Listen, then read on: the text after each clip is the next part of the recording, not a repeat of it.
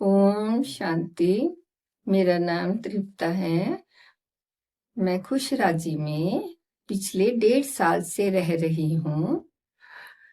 जैसे कि फरिश्तापन का जो अनुभव है, वो एक बार दीदी ने बोला कि आपको इसका जो मेन टॉपिक है, मन का, मुख का और मोबाइल का, ये तीनों का ही मौन व्रत रखना है। तो इसका जो अनुभव है, मैंने जो मोबाइल का अनुभव लिया, वो मेरे लिए, क्योंकि आज की जो सिचुएशन है उसके मुताबिक मेरे को ऐसी कोई ड्यूटी मेरी थी नहीं, वानप्रस्थी बन के रह रही हूँ, तो अब मेरे लिए थोड़ा इजी था, आसान हो गया था। क्योंकि उसको छोड़ना, कोई मैं यहाँ पर कोई ऐसा, मैं इस ड्यूटी पे भी नहीं बैठी कि मेरे को अटेंड करना ही है, और फिर वो थोड़ा सबसे इजी रहा।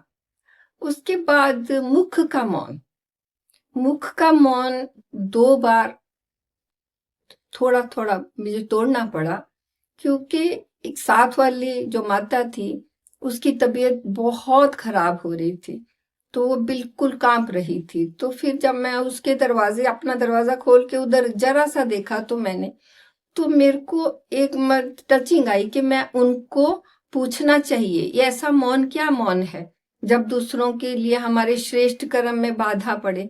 तो फिर मैंने उनका पूरा, मेरा अमृत वेला भी कई सालों के बाद उस दिन मिस हुआ, तो मुझे मौन में भी बोलना पड़ा, क्योंकि वो श्रेष्ठ कर्म था मेरे लिए। अगर मैं उसको निग्लेक्ट करके करती तो वो मेरे लिए, वो मेरे को ठीक नहीं रहता। तो मैंने सोचा कि चलो कोई बात नहीं, एक बार तो मैंने उस बात करी, उनको दवाई दी, उनको पानी दिया करके मैं फिर अमृत वेला पूरा उतनी देर में हो गया था। फिर थर्मामीटर लगाया, देखा थोड़े स्टेबल हो गए थे।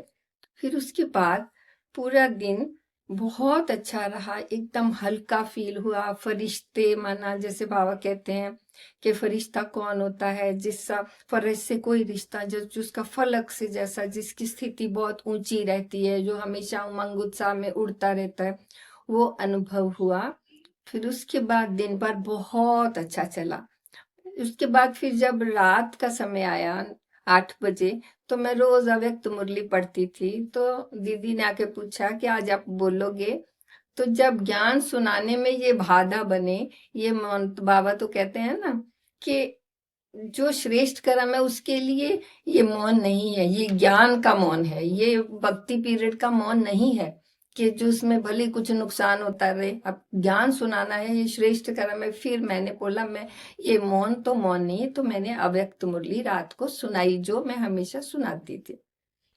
तो फिर उस समय मेरे को दादी की एक बात याद आई कि एक बार सेंटर में, दिल्ली सेंटर में, ये एक माता जो रोज टाइम पर आती थी, एक दिन बस में आई तो लेट हो गई। तो दादी ने पूछा कि लेट क्यों हुई, तो उन्होंने बोला इसलिए लेट हो गई कि दादी मेरे को, मैं मौन में थी, मैं योग लगा लिया और एक स्टेशन आगे चली गई।